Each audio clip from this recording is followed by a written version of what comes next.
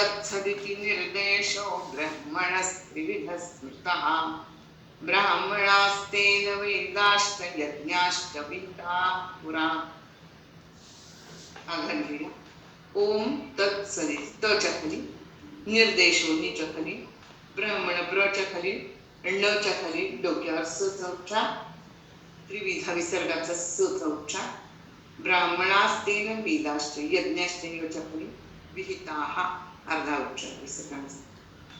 ओम तत्सदिति निर्देशो इथे थांबूया.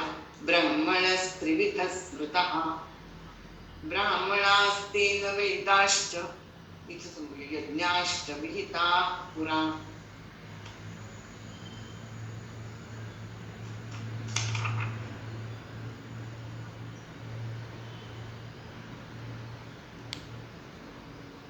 ओम तत्सत इथे ओम तत्सत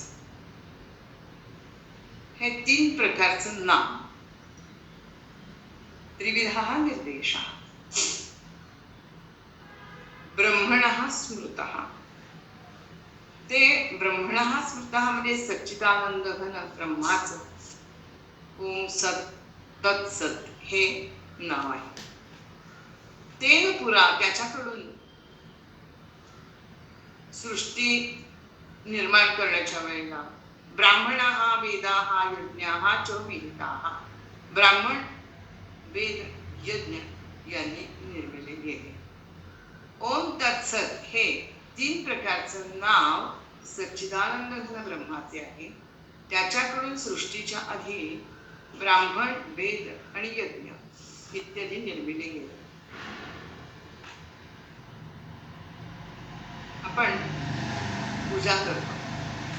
पूजा केल्यानंतर आपण सगळ्यात शेवटी असं म्हणतो पहा का यदक्षर पद भ्रष्टम मात्राहीनं प्रेम भवेत् तत्सर्वं क्षम्यतां देव प्रसीद परमेश्वर. मी जे काही तुझी पूजा केलेली आहे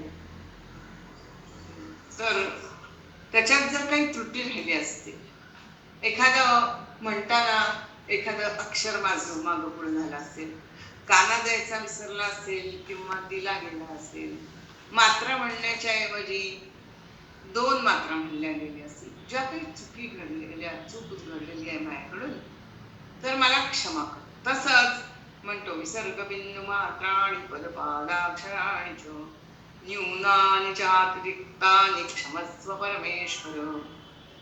तसंच विसर्ग अनुस्वार मात्रा इत्यादी जर चुकल्या असतील किंवा काही कमी जास्त उलट सुलट झाल्या असतील तर हे भगवंता तू क्षमा कर असं आपण म्हणतो. तसंच यज्ञ तप दान करताना ओम तत्सत असा मंत्र म्हणून ते कर्म करावं, त्यानं शुद्धी होते असं भगवंत सांगतात. ओम तत्सत ब्रह्माचा निर्देश या नावाने केला जातो कारण ते ब्रह्माचं नाव आहे. ओम हा परब्रह्मात उठलेला पहिला ध्वनी आहे.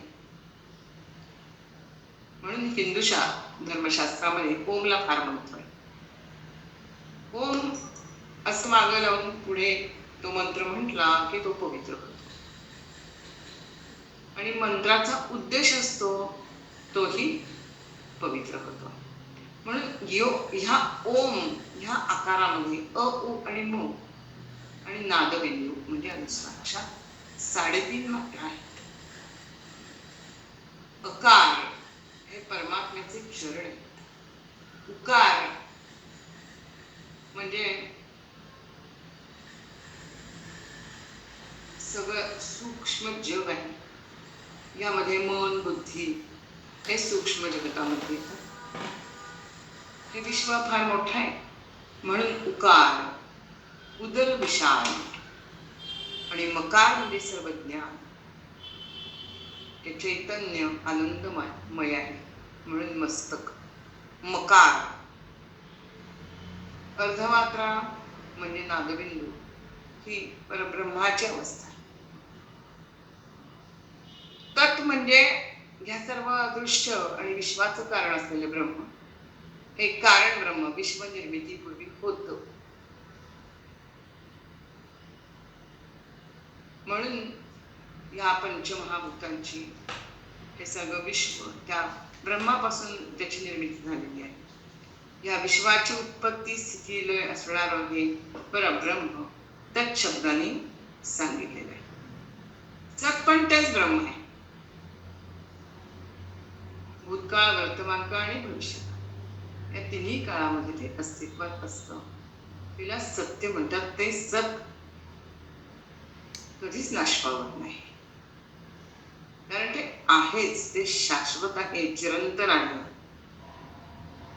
जे निर्मिलं जातं ते नष्ट होतं, पण निर्मितीच नाही म्हणजे ते आहेच. ते सत आहे. भगवंत आणखीन सांगतात की ब्राह्मणा हा तेन वेदाश्च यज्ञाश्च विहिता पुरा.